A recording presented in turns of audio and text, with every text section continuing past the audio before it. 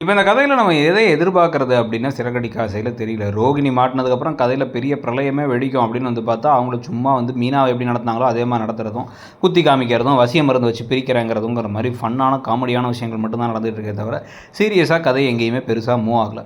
இந்த முருகன் அண்ட் வித்யா இவங்களுடைய வீட்டு விவகாரத்த வச்சு, இப்ப வந்து அந்த கதிர்கிட்டருந்து ரூ. 30,00,000 பணத்த எடுத்து, அத வச்சு 3 பேருக்கு ஆளுக்கு 10,00,000 பிரிக்கிறதா, இல்ல 30,00,000 ஒரே ஆள் வச்சுக்கிறதா, இல்ல இந்த பணத்த எப்படியாவது அடிச்சு நம்ம நல்ல பேர் வாங்கலான்னு ரோகிணி வந்து நான் தான் கண்டுபிடிச்சேன்னு நல்ல பேர் வாங்குறதா, இல்ல அடிச்சு அந்த பணத்த பத்திரமா வச்சுக்கிட்டு, இந்த வீட்டுக்கே தெரிய வராம அத வச்சு வேற ஏதாச்சும் ட்ராக் போறதா அப்படிங்கிறது ஒரு பக்கம் வரப்போகுது. இதுக்கு முன்னாடி இந்த வசியம் இருந்த அந்த தாயத்து வந்து வேலை செஞ்சிருச்சு.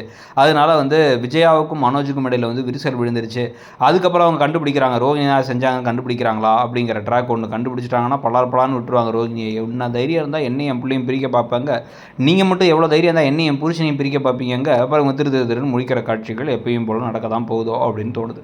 இது எல்லாத்துக்கும் இடையில் இப்போ நம்ம எதிர்பார்க்குறது இந்த கதையில் முன்ன மாதிரி வந்து ஒரு ஹை வோல்டேஜாக பல விஷயங்கள்லாம் நடக்கும்ல, அந்த மாதிரி ஏதாச்சும் நடக்கும்னு பார்த்தா அப்பப்போ சின்ன சின்னதாக நடக்குது.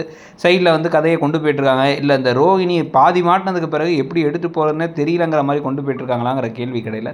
ரோகிணிக்கு இப்போ ஒரு குழந்தை இருக்குது அப்படிங்கிற விவகாரம் முத்துக்கும் மீனாவுக்கும் மட்டுமாச்சும் தெரிய வந்து அவங்க அதை வச்சு என்ன முடிவெடுக்க போகிறாங்க அப்படிங்கிற மாதிரி ட்ராக் கொண்டு போனாலாச்சும் இன்னும் பெட்டராக இருக்கும். இந்த கிறிஷ் அந்த வீட்டுக்குள்ளே கொண்டு வரது, கிறிஷே ஒரு விஷக்கிருமி மாதிரி தான் சில சமயங்களில் பிஹேவ் பண்ணுவார். அவங்க அம்மா எவ்வளோ தான் பாசமாக முத்தும் மீனாவும் இருந்தாலும் தன்னுடைய அம்மாவுக்காக தான் ஆடாவிட்டாலும் தன் தசையாடும்னு சொல்லிட்டு ஒரு பக்கமாக ஒரு சார்பாக பிஹேவ் பண்ணுவார். அவர் இந்த வீட்டுக்குள்ளார வந்து முத்துவும் மீனாவும் வந்து தத்தெடுத்து கூட்டுற மாதிரி கூட்டு வர்றது, அதை வச்சு நடக்க போகிற விஷயங்கள்னு போனாவாச்சும் அட்லீஸ்ட் இன்ட்ரெஸ்டிங்காக இருக்குமா அப்படிங்கிற பல கேள்விகள் இருக்குது. இதில் இந்த முத்துக்கும் மீனாவுக்கும் உண்டியலில் காசு போட்டே இருக்காங்களே தவிர தனி ரூமுங்கிறது ஒன்று கிடைக்குமா கிடைக்காதா, அந்த கதையை அதை நோக்கி அதை ஞாபகத்திலேயாவது வச்சிருக்கா அப்படின்னு பல கேள்விகள் இருக்குது. இதில் வேறு வந்துட்டு சம்மந்தமே இல்லாமல் சீதா அண்ட் அருண் ட்ராக்கை வேறு எப்போ வேணாலும் கொண்டு வந்து அந்த ட்ராக் வந்து இப்போ வச்சு அந்த கல்யாண ட்ராக் அதில் பிரச்சனைகள்னா ஐயப்பனும் கோஷியம்லேருந்து அந்த ட்ராக் வேறு வரப்போகுது. இது எல்லாத்தையும் பற்றி நீங்கள் என்ன நினைக்கிறீங்க? அந்த கதையில் எந்த ட்ராக்கை நீங்கள் எதிர்பார்த்துருக்கீங்க?